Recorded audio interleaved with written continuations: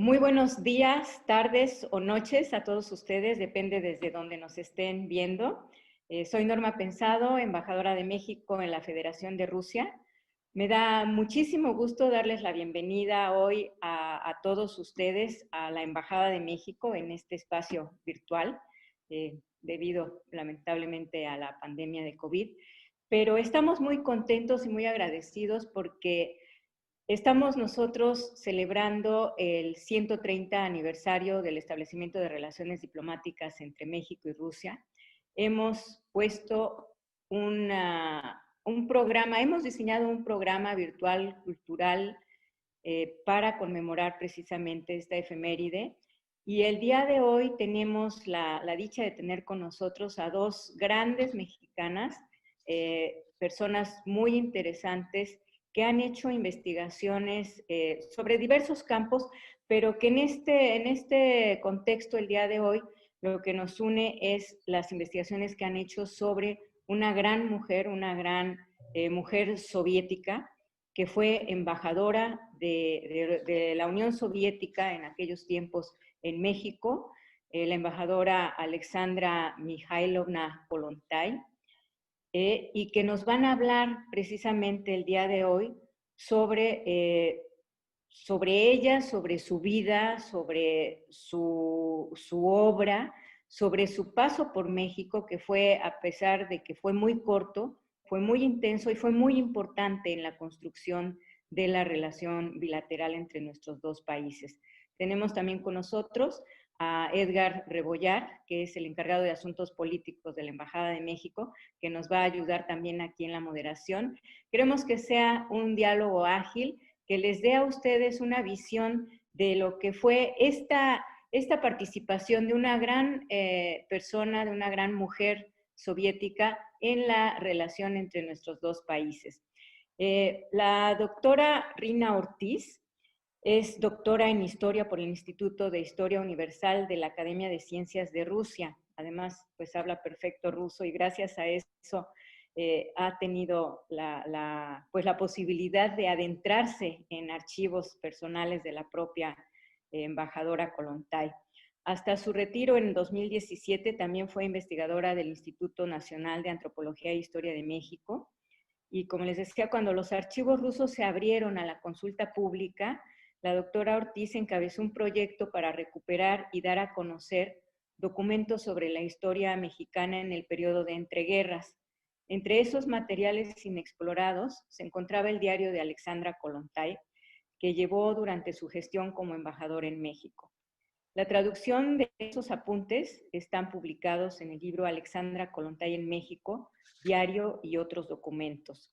Y fue el principio para adentrarse no solo en el archivo personal de Kollontai, sino en su correspondencia y otros materiales dispersos en otros repositorios.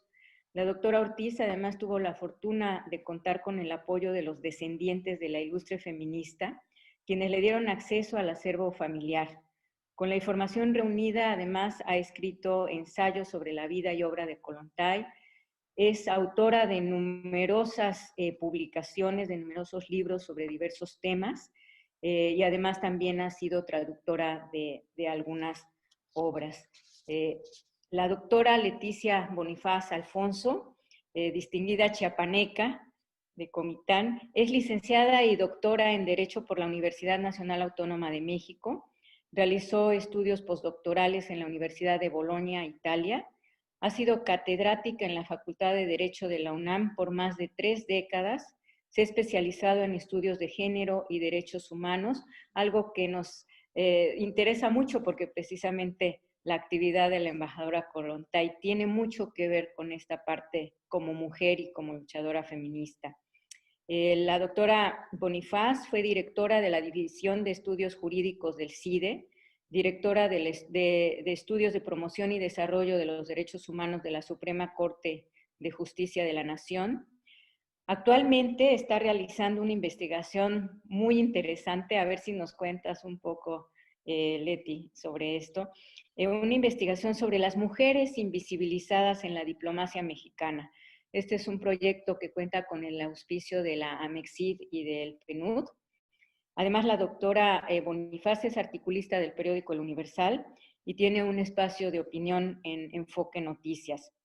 Ha dictado numerosos cursos y conferencias a lo largo de su vida y además estamos muy orgullosos porque apenas hace un par de días ha sido electa como integrante del Comité para la Eliminación de la Discriminación contra la Mujer, la CEDAW, para el periodo 2021-2024 en el marco de las Naciones Unidas. Muchísimas felicidades, doctora Bonifaz, nos da realmente muchísimo gusto, nos sentimos muy orgullosos por esta elección. Sin más prolegómenos, yo creo que el público está esperando que ustedes nos ilustren, nos cuenten sobre la participación de la embajadora Kollontai en su paso por México, sobre cómo llega, cuál es la mirada con la que ve, pues, soviética, que viene además de 4 años como embajadora en Noruega.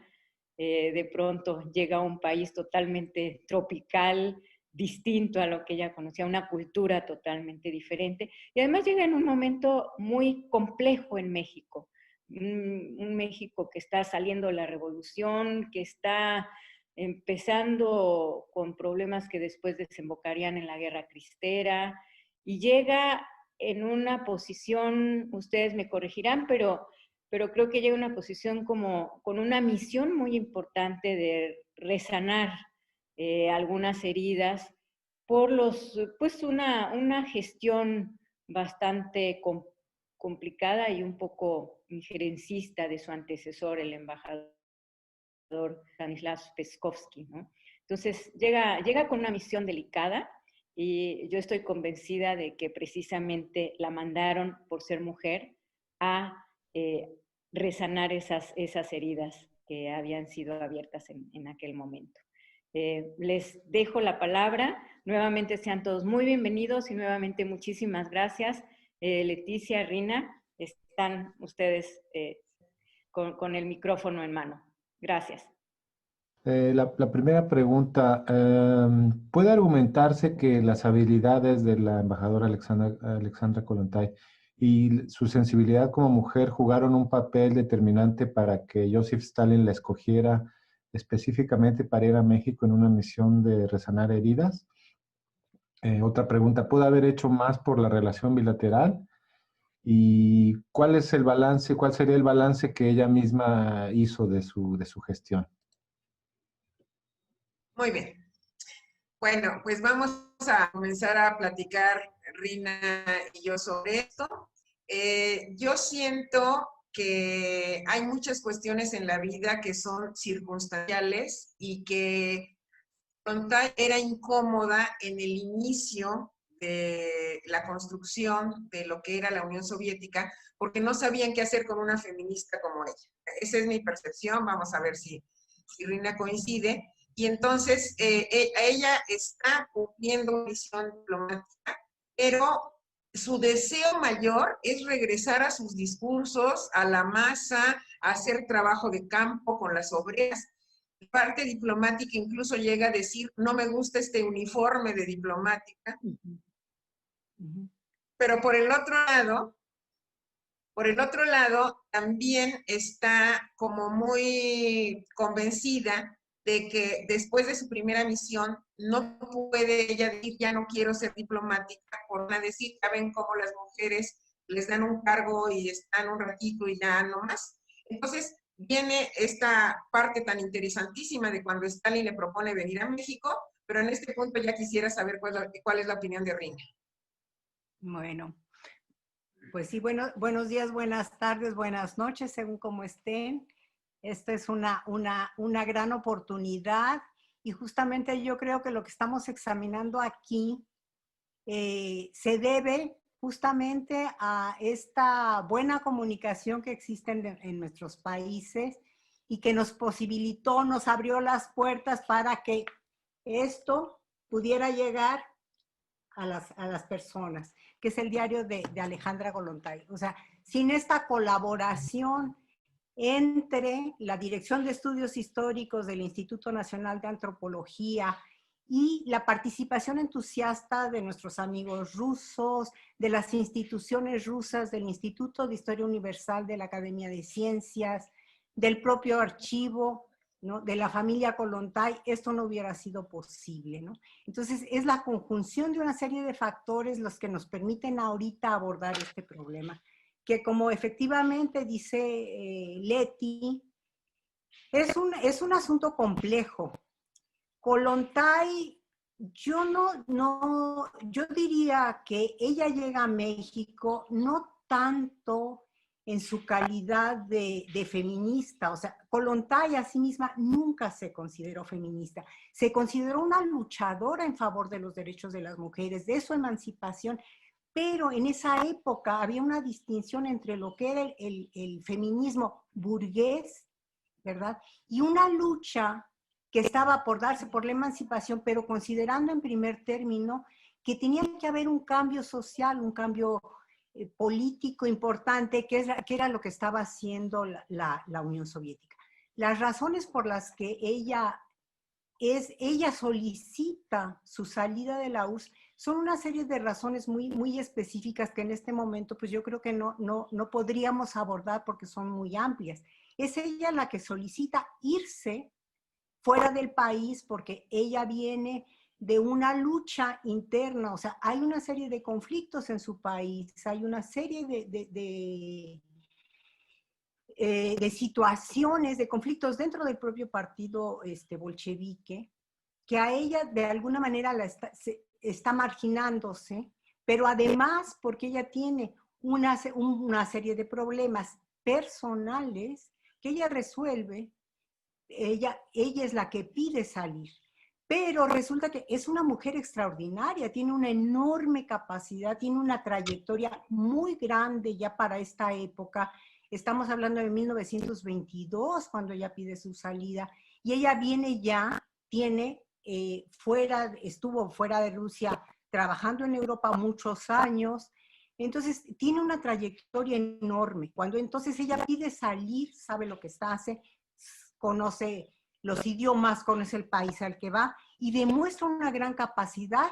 Justo ella logra que la reconozca, que la reconozca Noruega, logra limar una serie de conflictos. Yo creo que ella está demostrando que tiene una enorme capacidad personal para dirimir problemas. Yo creo que eso básicamente, más que su calidad de mujer, es su calidad de política, su calidad. Ella está demostrando que las mujeres podemos. Y justamente como tú bien señalabas, Leti, ella se queda porque dice, yo no me voy a ir porque justamente estoy demostrando que las mujeres podemos en todos los sitios.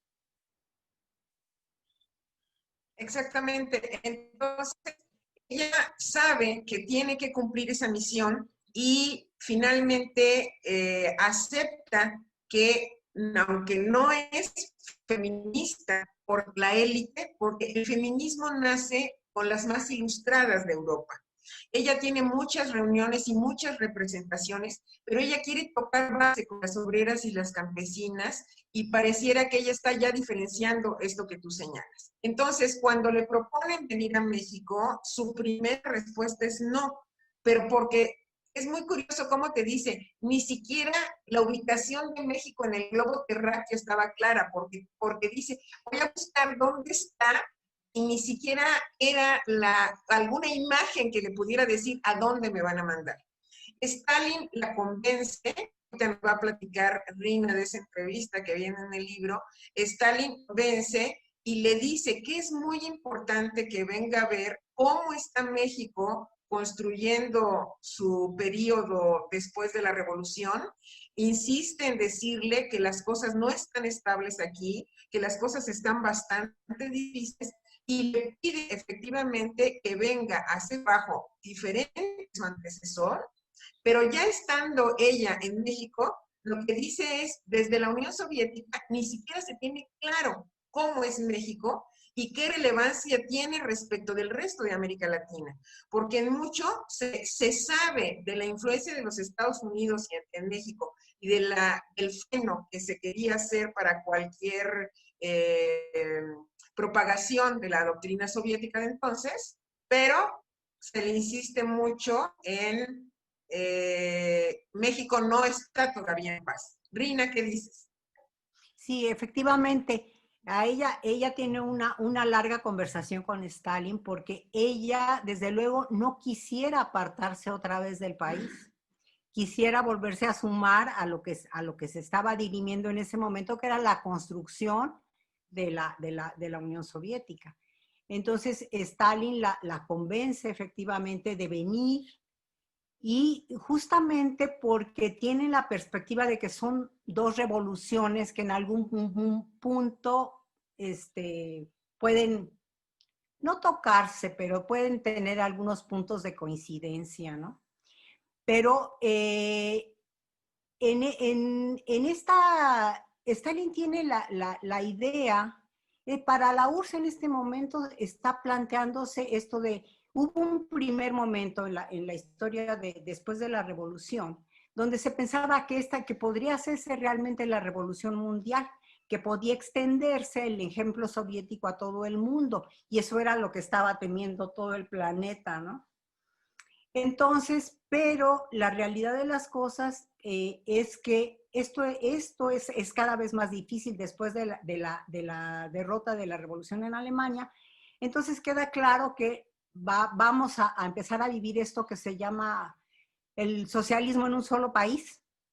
Y entonces, desde esta perspectiva, el trabajo que había venido desarrollando el antecesor de Kollontai, Stanislav Peskovsky, dejaba mucho que desear, justamente porque entonces se estaba planteando la diplomacia de otra manera, ¿no? Y yo creo que esta sensibilidad que muestra Kollontai, y que, como tú bien señalas, Lady, está muy bien retratada en sus apuntes mexicanos, dice, no tenemos idea. O sea, ella sabe que tiene que variar completamente la perspectiva con la que se está viendo a México. Esto, lo que señalaba la embajadora, ha pensado, sí, este tinte injerencista un poco por un excesivo apoyo a los comunistas de parte de Peskovsky. Entonces, efectivamente, pues se está viendo como una injerencia en los asuntos internos del país. Esto es inadmisible.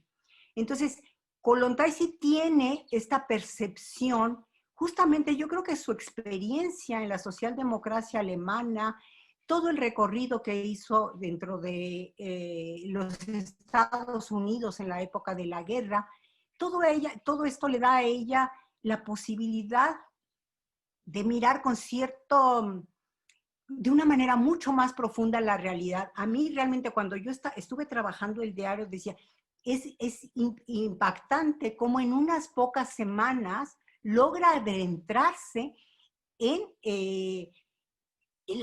una realidad que ella, cuando parte de México, cuando parte de Rusia, la veía completamente lejana, como tú bien decías, ¿dónde está? ¿Qué hay en México? ¿De qué se trata? Ella tenía muy clara la posición que tienen en este momento los Estados Unidos, ¿no? Entonces sabe que se va a enfrentar por un lado a los Estados Unidos y por otro lado con la necesidad de variar, de presentar la política soviética como una política amistosa y no injerencista, ¿no? Así es. Entonces, bueno, desde que va en el barco, se encuentra en ese barco al presidente de la Suprema Corte de Justicia de la Nación, que coinciden, se encuentran al embajador de Suecia, a su esposa, que van a ser muy importantes aquí para las primeras relaciones que ella tiene con el resto de los diplomáticos. Llega a Veracruz, bueno, imagínense de San Petersburgo a Veracruz, las palmeras, la descripción de esta blancura, y lo primero que le llama la atención son los rostros morenos. Esta piel nuestra y el color, para ella es lo primero que le impacta, ver todos los rostros oscuros, y esta descripción maravillosa del pelo de las mujeres mexicanas es como el ala de un cuervo, ¿no? Entonces, eso es lo primero, y no la dejan bajar a La Habana, llega a Veracruz, y en Veracruz está como preparado un meeting y ella se niega porque dice, justamente me están pidiendo que no venga a hacer política, entonces yo no voy a dirigir ningún mensaje. Le dijeron que ella hablara en ruso, que ella hablara en inglés y le traducían, pero ella dijo, yo no vengo a hacer aquí proselitismo, pero el primer impacto que tiene de Veracruz es muy importante. Le habían llevado obreros, describe los overoles, describe la ropa de las personas, pero ella en ese momento decide no descender para no tener ya ningún mitin allí. ¿Qué dices, Rina? Efectivamente, ella está, estas primeras impresiones están además descritas muy bien, con una enorme belleza. Me encanta que siempre está hablando del pelo de las mujeres, que es una gran mata, pues, ¿no? Obscuras. Y otra cosa, cómo desciende la noche, a diferencia, dice, aquí no hay crepúsculo, de repente te cae la noche, ¿no? Y allí, y en estas primeras descripciones también ella relata, por ejemplo, esta idea que se tenía de un representante del país de los soviets, del país del pueblo, ¿no? Entonces, que ella tendría que viajar, se le compra un boleto en vagón de tercera, y entonces se sofoca y no puede respirar, es muy caluroso para ella y tienen que ascender todo el camino que su ayudante, el secretario de la embajada, Haikis, ve maravilloso y ella no encuentra que esto sea maravilloso. Después también ve cómo las estaciones por las que van transcurriendo y se compran unos nardos. Entonces, todo esto te va describiendo el camino, por un lado, todo su malestar físico, y por otro lado, toda esta belleza que va descubriendo. Y eso es un descubrir paulatino, constante. Entonces, en este sentido, tú te encuentras una mujer de una enorme sensibilidad, que esta sensibilidad además combinada también con una sensibilidad política extraordinaria. ¿Cómo ves, Leti? Sí, esto que dices de que le compran el vagón de tercera clase y lo más que logra es que le lleven un poco de agua de primera clase a tercera clase. Y la descripción que hace, ya dijiste de los crepúsculos, pero las frutas y las flores para ella es algo impresionante. Lo más importante es que cuando empieza la descripción de que se va hacia Orizaba, narra cómo aquí se toma agua en objetos de barro, eso le llama muchísimo la atención. Y bueno, por fin llega a la Ciudad de México, se hospeda en un hotel que todavía existe ahí por la calle de Liverpool y empieza de nuevo su otro malestar, ahora por la altura, que ya la altura de la Ciudad de México le va a pegar gravemente. Pero ya dijiste algo, Rina, que me parece muy importante. Su secretario va a ser su dolor de cabeza porque le lleva la contraria desde el primer momento y el señor está convencido de que ella no va a poder manejar la embajada sola y entonces las fricciones entre ellos son constantes y ahí se ve cómo no hay una aceptación a tener una jefa y no hay ni el reconocimiento para que ella, con todos los antecedentes de la señorona que ya... Se nos fue. Perdón. Bueno, con todos los antecedentes de la señorona que ella era, como su secretario va a estar en permanente conflicto con ella. Efectivamente, ella tiene continuos conflictos con Haikis, porque él además tiene esta visión de que todo tiene que ser austero, que estamos en una representación del país de los obreros y que en eso tenemos que seguir. Siento que el peso de Peskovsky va a durar un rato, porque además realmente Kollontai estuvo muy pocos meses. Entonces, ya hacia el final comienzan a entenderse. Y bueno, hay otra parte que yo conozco, que no está reflejada en el diario, sino después en la correspondencia de ella, cuando ya él le escribe de manera particular, contándole un poco de la situación en México, cómo empiezan a tensarse un poco las relaciones, todas las dificultades que empieza él a vivir. Entonces, sí llegan a acercarse, pero efectivamente va a tener por un lado la cautela con que la reciben también por las presiones norteamericanas y esta continua presencia de Jaikis que, por ejemplo, desde la forma en que tiene arreglada la embajada, o desarreglada más bien, ¿no? Que ella tiene que comprar muebles, que esta excesiva, somos representantes de los obreros, entonces no tienen coche, ¿no? ¿Cómo describe cuando tienen la primera reunión oficial, ¿no? Que les invita a Calles, y llegan en un coche destartalado, un descapotable que rentaron, pero dice que es impresentable y que entonces ellos tuvieron que esperarse hasta que todo el mundo se marchara para poderse subir al coche, porque a ella le parecía que eso era terrible, igual que le parecía terrible la forma en que se presentaba el propio secretario de la embajada. Decía que no tenía por qué ser desaliñado cuando están representando a una gran potencia, un gran país. Somos el rostro de ese país. ¿Cómo se está presentando así? Así es, describe incluso que su primera llegada a la embajada, las flores están secas, hay flores pero están secas, y le pregunta al jardinero, le dice que se rompió la manguera y que ni siquiera habían tenido dinero para sustituir una manguera. Esos niveles de detalle es el diario. Pero bueno, se va quedando y viene lo más importante para ella, ya la presentación de las credenciales a Calles. Ella redacta en francés, entiendo el discurso, piensa qué se va a poner. Ahí sí tenemos una imagen de ella presentando las cartas credenciales, que aclara que son públicas y que tiene mucha curiosidad de saber quién es Plutarco Elías Calles, y lo describe como una figura imponente. ¿Cuál es la descripción del diario de este momento?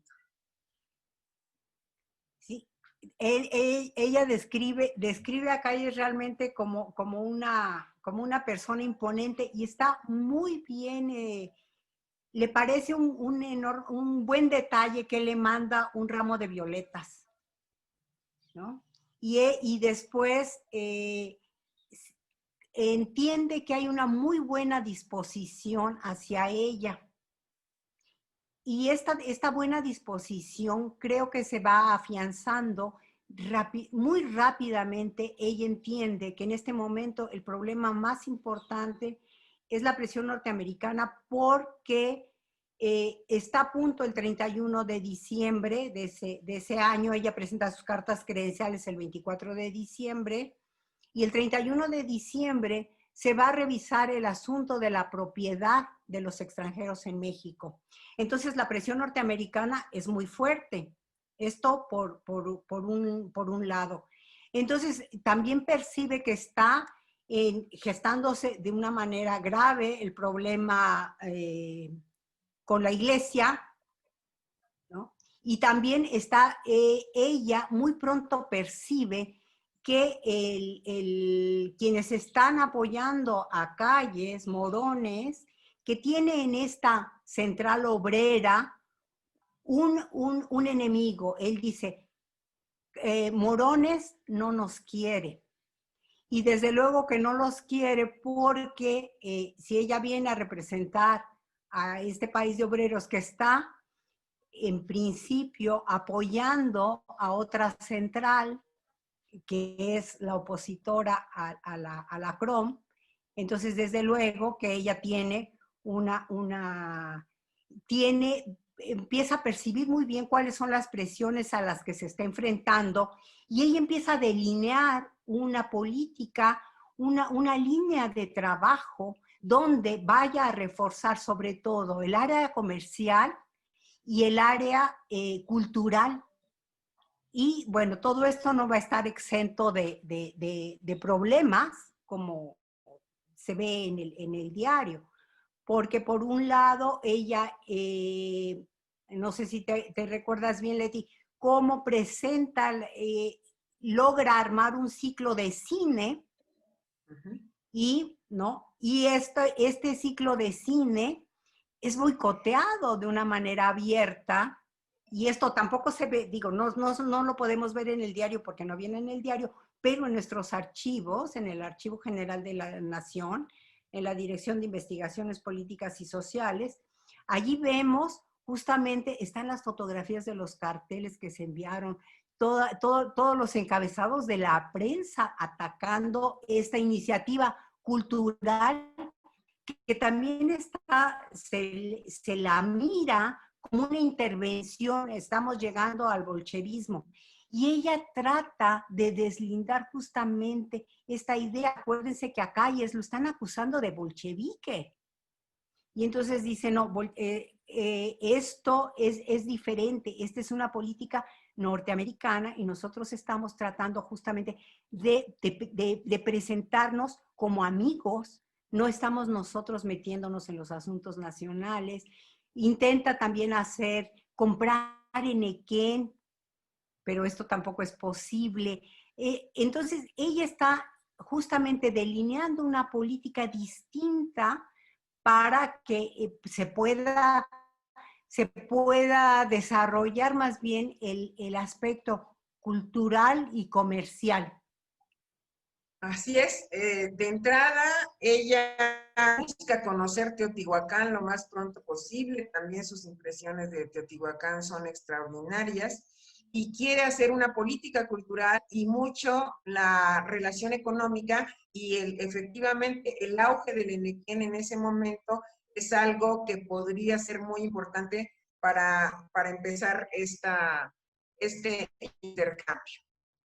En el caso específico de la política de calles, hay dos cuestiones. Una, la que ya marcaste, que es el tema de que se iban a terminar los plazos de las concesiones del petróleo y que en general se estaba revisando el texto del artículo 27 constitucional en el tema de la propiedad de los extranjeros.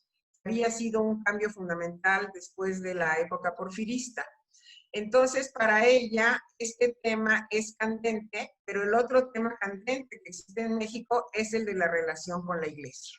Ahorita nos va a platicar de esto, pero Alejandra Kollontai es citada varias veces por el secretario de Educación, por el secretario de Economía y por el secretario de Relaciones Exteriores, y está permanentemente, parte de su trabajo es ir a hacer antesala y narra las antesalas, quién la recibe a tiempo, quién la hace esperar, cómo la tratan, pero efectivamente sus mayores relaciones son con economía, con educación y con relaciones exteriores, y está permanentemente buscando rehacer esta relación y sobre todo empaparse para entender la política mexicana del momento, particularmente respecto de la... Entonces, me decía de las relaciones que tuvo con 3 secretarios de Estado, fundamentalmente Educación, Economía y la Secretaría de Relaciones Exteriores, y el problema básico de cómo estaba la situación tan tensa con la iglesia en ese momento. Sí, la situación, ella se percata de la situación tan grave con la iglesia y creo que su percepción es efectivamente muy certera de cómo no es tanto la posición del Estado en contra de la iglesia como de la iglesia en contra del Estado. Cómo se están manejando de una manera muy... ¿cómo explicarlo? La iglesia hace todo lo posible por desacreditar al gobierno y se vale justamente de una parte muy sensible de la población, que es justamente sus sentimientos religiosos, ¿no? Y entonces este es un punto muy, muy interesante en la percepción de ella. Yo creo que sus descripciones efectivamente de lo que está sucediendo en México en ese momento son muy precisas. Y yo diría, por ejemplo, también cuando no solamente con lo de la iglesia, también en relación, por ejemplo, con lo que están recibiendo, los conflictos con la CROM, los conflictos desde el punto de vista con los obreros, que ellos reciben, que se recibe una ayuda para los obreros mexicanos y cómo se ve, o cómo se manda una ayuda para los rusos y cómo mandan una ayuda para los obreros mexicanos y cómo ella tiene que echarse la culpa de un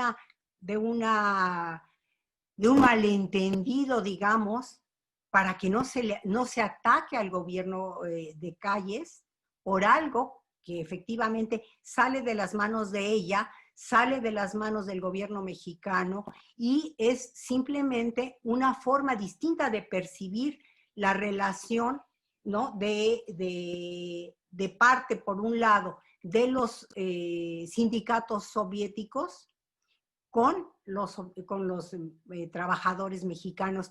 Yo creo que es una época en la que, desde el punto de vista de la URSS, no están bien definidas las áreas de trabajo o de acción de los diferentes actores. Y esto dificulta, creo yo, el trabajo de Kollontai. Entonces, Sí. aparte, perdón. No, sigue. No, yo digo que a mí o sea, más allá de todos estos problemas, yo creo que una parte muy, muy importante es sus descripciones, las descripciones del país mismo. Cómo a medida que se va adentrando, que va encontrando, en una serie de fotografías que ella toma, tú ves cómo a ella le interesan ciertos aspectos de una realidad completamente distinta. Está viendo un país, ella acaba de hacer un recorrido por su propio país y se ha dado cuenta de la pobreza en la que vivía Rusia. Son otras descripciones que vienen en otras partes de toda su obra, que desafortunadamente se conoce muy poco. Y ella se da cuenta que en cierto sentido hay una enorme, están compartiendo una realidad de personas pobres, analfabetas, con una enorme población campesina. Entonces dice que este problema campesino es algo que se tiene que tratar, ¿no? En el diario está también, si te acuerdas, Leti, que hay una parte donde ella dice, nosotros no hemos valorado muy bien, necesitamos estudiar a fondo el problema campesino en México. Así es, y básicamente el tema campesino ella lo vive en Morelos, porque se va a Cuernavaca y cerca conoce algunos ingenios, la llevan a visitar algunas escuelas, la empieza a ver esa otra realidad, y hay una descripción fabulosa de nuestros artesanos y de cómo, y la paciencia con la que hacen el trabajo. Y curiosamente, Kollontai, junto con otras embajadoras que he investigado, insisten en que hay algo de tristeza en el mexicano. No sé si tenga que ver con la conquista o qué, pero hay unas descripciones de este trabajo paciente y en silencio del artesano y cómo van haciendo estas maravillas que salen de sus manos, sobre todo los tejidos, la orfebrería, cómo te hace esta descripción, pero sí nos describe como un pueblo que tiene un dolor, dice ella. Y por el otro lado, en relación a lo que decías, le queda clarísimo, el trabajo tiene que hacerse en el campo e incluso estudia mucho sobre Zapata y la función que tuvo para la revolución. Y empieza a buscar efectivamente las coincidencias con el mundo de allá respecto del campo. Y regresando al tema del conflicto con la iglesia, a mí me llamó mucho la atención que una visión externa es mucho más clara, porque todos hemos leído acerca del conflicto religioso de Calles, pero ella tiene una visión muy ecuánime, no se va hacia un lado y hacia otro, y muestra cómo incluso la religión que se practica, porque le toca ver a los templos cerrados, pero le permiten entrar a algunas iglesias, y ella ve y describe lo que ve en los altares, también con la visión de una extranjera, porque todo le es extraño, y entonces hace las descripciones de nuestras vírgenes y las descripciones de los altares con este toque indígena diferente de lo que había visto ella en Europa. Y otra cosa, leíste con mucha atención, tu percepción me encanta, y hay una serie de elementos que no se ven en el diario, en los apuntes que se conservan en su archivo, están, fíjate que ella iba anotando los nombres de las frutas, los iba describiendo, son una serie de apuntes que ella hace para sí, igual los nombres de las personas, los nombres de los lugares a los que visita, porque ella intenta aprender español. Yo digo, es cierto, es una mujer que conoce varios idiomas y incluso había arengado en distintos idiomas, pero de cualquier manera, este gusto por conocer, cuando apunta los nombres en el diario, describe un poco sus lecturas sobre México, pero ya en sus apuntes tú ves, por ejemplo, escribe Huitzi, Lo, Pochtli en ruso para que le suene como lo escribe en español y después lo pronuncia en ruso lo más aproximado posible. Es de una gran sensibilidad. Igual es su descripción del viaje de regreso de Cuernavaca, como los trenes, las personas, la forma en la que visten, esta idea, los zarapes, cuando está en Veracruz y dice que la gente se cubre con zarapes, yo pensaba, con el calorón que hace, yo mexicana, ¿verdad? Pero de unos años para acá, si eso es imposible, yo vivo en Veracruz y nunca he visto a nadie de zarape, pero quiere decir que en esa época se usaba, ¿verdad? Que estaban allí presentes, es el colorido, los sombreros, los ojos melancólicos. Y otra cosa es que ella no encuentra con quién dialogar. A mí esto, igual que a Leti, le llamó poderosamente la atención, que sus interlocutores son muy pocos.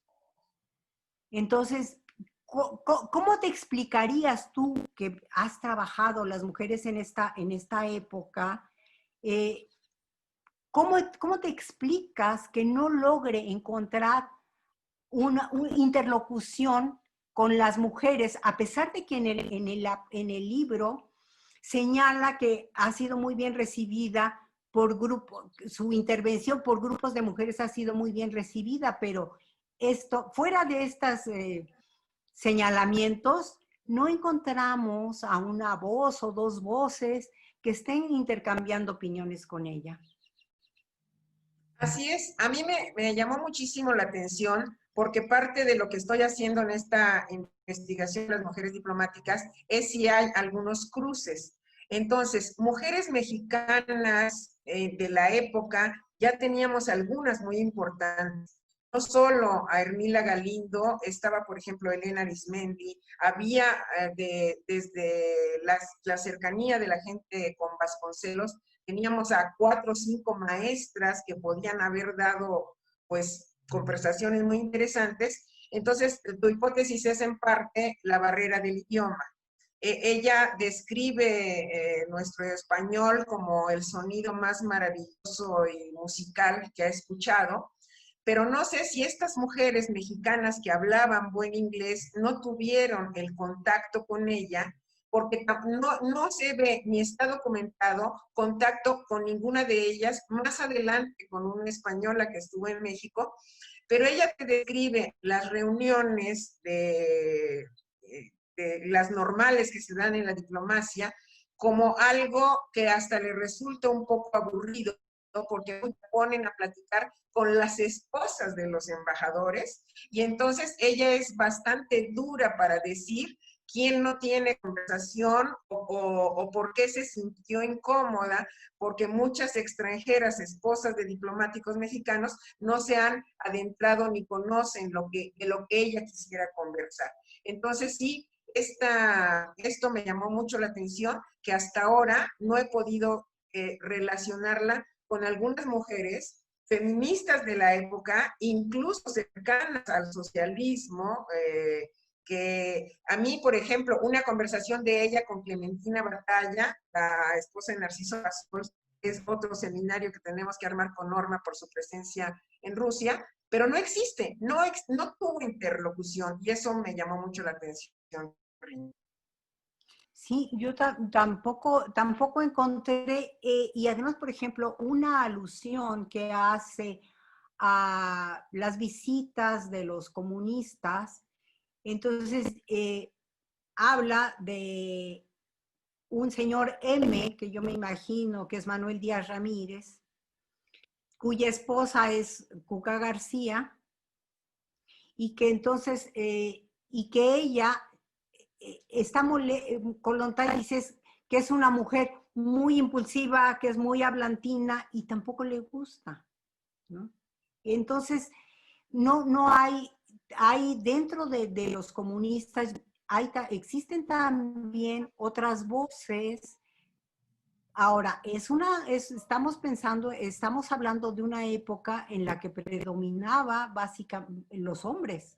Todas las reuniones, como tú bien describes, incluso tuvimos un seminario sobre mujeres en los años 20 y vimos que son excepcionales y que además estas mujeres tampoco tienen, no hay un entrecruce de pensamiento en esta época. Parecen ser singularidades que están trabajando en distintos ámbitos, pero separadas, no hay realmente un intercambio entre ellas. Entonces puede ser que esto que tampoco podemos, que no vemos reflejado, obedezca a que es todavía una época en que las mujeres destacadas son singularidades, no tenemos un movimiento que permita que se conozcan entre sí, están actuando quizá en diferentes ámbitos. Yo realmente desconozco qué hay, cuál es la realidad del movimiento de mujeres en esta época, fuera de que, bueno, sabemos que existieron estos congresos feministas en Yucatán, pero qué hay realmente a nivel global, creo que es muy poco. Me parece que esto se va a dar posteriormente hasta los 30, ¿no? En los 30 tenemos muchísima más comunicación ya, pero yo lo que he encontrado es que se estaban formando como dos círculos culturales, digámoslo así. Mujeres alrededor de Vasconcelos y mujeres alrededor de Diego Rivera. Pero como viste en el diario, su opinión de Diego Rivera es terrible. Lo describe como un macho, lo describe como alguien con la que no quiere saber nada. Porque es una descripción que puede que ya esté dicho por otras personas, pero ella siente rechazo por la personalidad de Diego, por sus actitudes, y casi, bueno, le coloca el estigma de macho y no quiere saber nada de él. Pero efectivamente se queda como muy, muy sola en las reuniones, y su gran amiga Rosario, que conoció como esposa del embajador, se le muere de un infarto preparándose para una reunión, y Rosario era como su única interlocutora y se le muere. Y describe incluso cómo es el funeral y todo. No sé, Rina, si ahorita ya por el tiempo que llevamos, Norma o Edgar quisieran hacernos alguna pregunta. Sí, sí, claro que sí. Bueno, otra pregunta sería, ¿logra Kollontai entender y transmitir las particularidades del México de aquella época? Y no sé si podríamos ver esa cuestión de un balance, si ella hizo algún balance de su gestión y si pudo haber hecho más por la relación bilateral. Por Bueno, supuesto que hace un balance de su gestión y ella está convencida que hizo lo que pudo hacer, que no le dio tiempo de hacer más y que quien la sustituya tiene que saber que se tienen que fortalecer las relaciones económicas. Ve en México un gran potencial económico y un gran potencial cultural. Algo que no estaba diciendo, pero es muy relevante con su mirada feminista, es que le impacta el número de mujeres que ya asisten a la universidad cuando ella está por acá. Ella así refuerza de decir, sí hay mujeres que están llegando a la universidad en México, pero todavía ve esto todo muy incipiente. Rina. sí, ella hace un balance y efectivamente ella dice que desafortunadamente el tiempo fue muy poco. No pudo, hizo lo que pudo, lo ve a México como un gran potencial. Y yo creo que el balance que hace, que tampoco lo vemos en el diario, pero que se ven los documentos que se quedaron en los archivos rusos, es la necesidad de conocer más profundamente la realidad del campo mexicano. Esto es absolutamente evidente en los informes que ella presenta para ya dentro para su gobierno.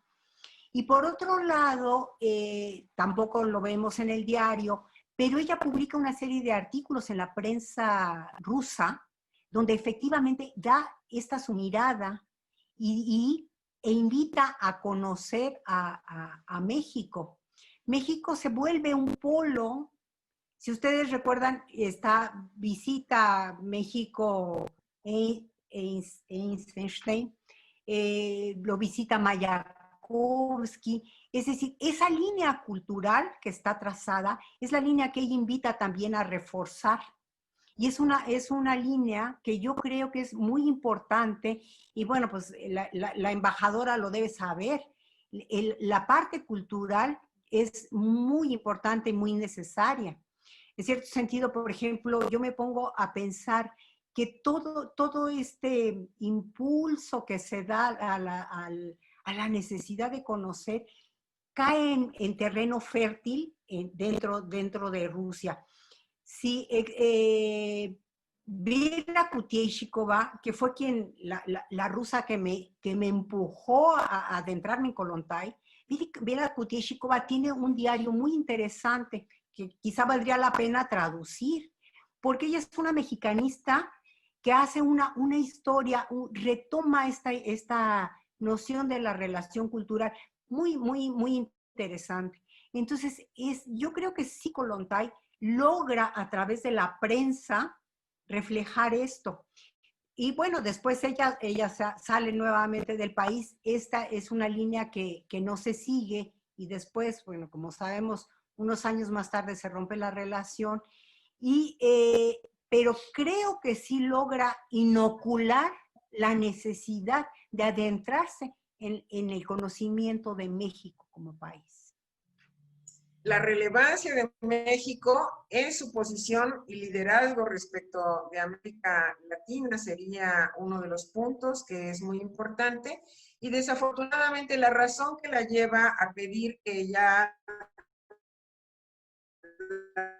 Sí, y sabes que una cosa que llama muchísimo la atención, de la que me enteré ahora que participé en otro trabajo, es la cantidad de recuerdos que ella conserva de México, objetos que ella donó después a los museos, pero esto, a diferencia de lo que tenga de otros países donde logra establecer vínculos con otras personas, donde se siente más como pez en el agua, y sin embargo esta presencia mexicana, esta presencia justamente de la cultura, conserva los objetos.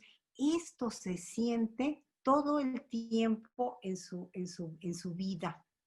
Entonces, yo creo que esto es maravilloso. ¿Hasta qué punto la impactó y realmente le dolió?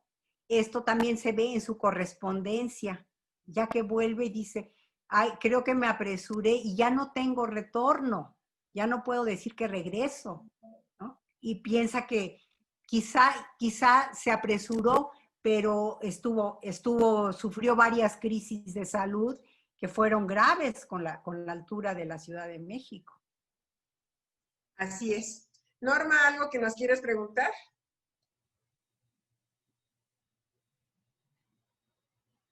Sí, no, bueno, yo creo que podríamos pasar muchas horas platicando con ustedes y sobre la Kollontai. A mí me gustaría ver cuál es la perspectiva que ustedes tienen sobre si el trabajo que ella hizo. Estamos realmente constatando a través de ustedes que Alexandra Kollontai fue una mujer con una gran sensibilidad, de una gran visión, de poder traducir cuál era la línea que debía de manejarse para ella como embajadora de su país con México, ¿no?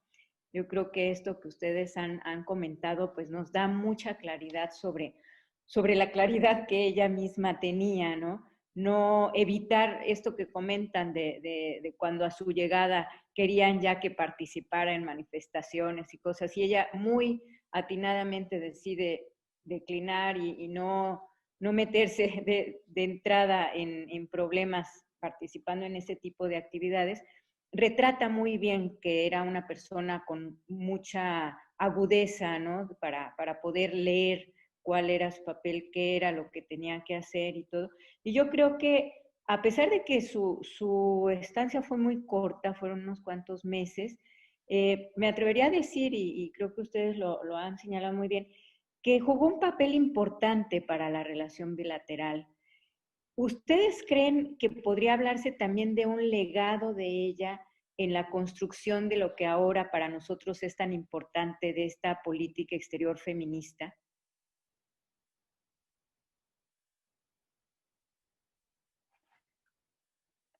Yo creo que sí, yo creo que sí, aunque no le hubiera llamado ella política exterior Claro. feminista.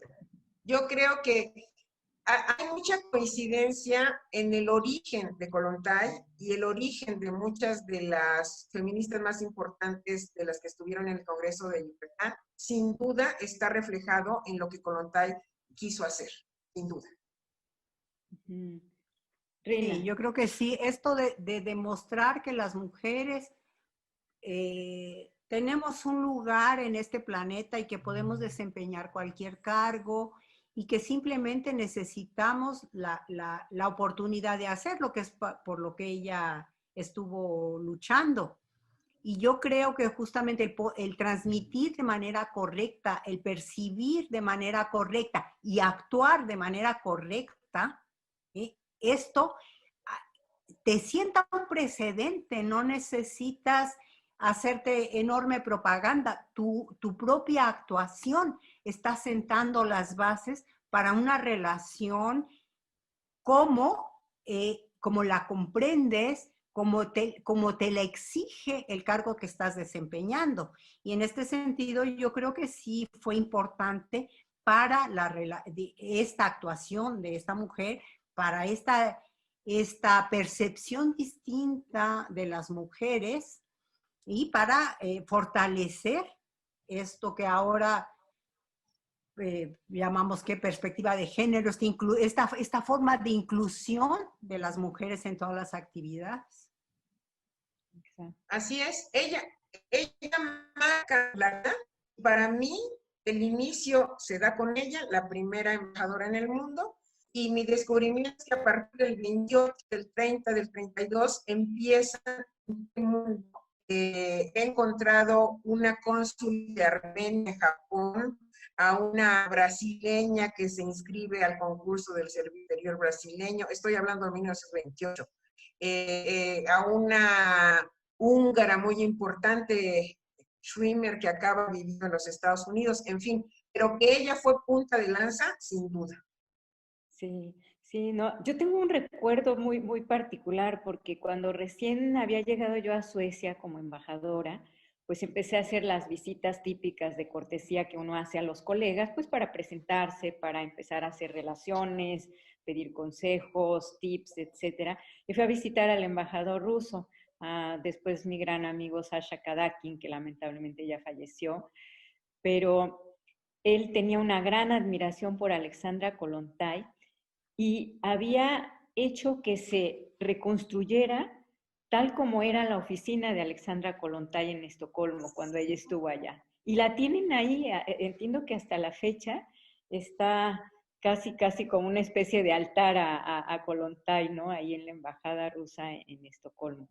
Y es una persona, desde luego, muy, pues un símbolo realmente acá. Y como bien decía Rina, creo que para nosotros también ella supo dar, digamos, una línea. Yo creo que a partir de entonces la relación se ha caracterizado mucho y ha habido muchísimo intercambio en la parte cultural, sin duda. Lo económico todavía nos falta seguirlo fortaleciendo, pero en la parte cultural, incluso a pesar de rupturas en relaciones, la parte cultural se ha mantenido. Entonces yo creo que fue de una gran visión desde el principio de parte de ella, ver que ahí teníamos un nicho de oportunidad, de un interés mutuo del pueblo ruso, y al igual que el pueblo mexicano, son pueblos de una grandísima cultura. Entonces es fácil, digamos, y es una beta que nos une a los dos, ¿no? Y que se pueden encontrar muchas coincidencias y muchos intereses. Pues lamento muchísimo que se nos acaba el tiempo, pero quisiera agradecerles muchísimo su contribución a este programa conmemorativo de precisamente de las relaciones bilaterales en este 130 aniversario. No sé si quisieran dar un mensaje final antes de cerrar. Para mí lo más importante es que los dos pueblos se sigan conociendo más, que como mexicanos recuperemos esto que dijo Kollontai respecto de nuestro potencial. En algún momento dijo que algunos países europeos quisieran tener el potencial, que no solo se refiere al tema de los recursos económicos, sino al potencial que como mexicanos tenemos. Eso de creernos lo que es así, a mí me parece muy relevante. Claro. Sí, Rina.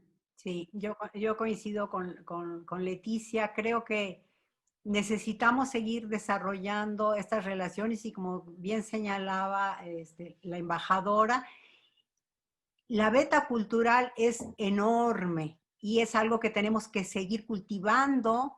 Tenemos muchísimas coincidencias y basta estar unos meses dentro de Rusia para saber que compartimos muchos sentimientos, compartimos una manera de ser, a pesar de las diferencias que en principio se ven. En realidad tenemos muchísimo en común, muchísimo en común, y ojalá que esto dé paso a seguir traduciendo, presentando otras actividades. Muchísimas gracias por esta oportunidad. No, pues al contrario, muchísimas gracias a ustedes. Gracias, Edgar, por ayudarnos Gracias, a gracias, realizar doctora. esto. No sé si quieres hacer algún comentario final. Bueno, no, pues muy ilustrativo, muchas gracias la verdad es que nos ilustraron mucho sobre muchos aspectos poco conocidos de la embajadora Kollontai. Y bueno, un comentario que quisiera hacer es, por ejemplo, mencionan que fue en 1922, ¿verdad? La primera mujer embajadora en el mundo. Y bueno, la embajadora Norma Pensado es la primera mujer embajadora de México en Rusia y fue desde 2017, casi un siglo después. Pero bueno, yo creo que vamos por buen camino. Gracias. No, bueno, y hablando de temas de género y en el tema de la inclusión, que nosotros pues estamos muy comprometidos y muy convencidos de que es algo de dos vías, también siempre tratamos de incluir hombres. Edgar en la embajada es nuestro enlace de género para ver todo lo que tiene que ver con las políticas de equidad de género y todo. Ahorita estamos preparando también nuestro evento anual para conmemorar el Día Naranja contra la violencia doméstica. Y bueno, Edgar está ahorita también muy activo preparando esa actividad. Así que, bueno, pues muchísimas gracias otra vez. Esperamos que como bien dice Rina, sea el inicio de nuevas colaboraciones. Sin duda hay muchísimo que podemos seguir explorando y compartiendo. Así que estaremos muy en contacto. Muchas gracias. Muchas gracias. Nuevamente, felicidades por su trabajo, felicidades por la elección y pues hasta muy pronto. Y cuídense mucho. Que les vaya bien. Chao. Gracias.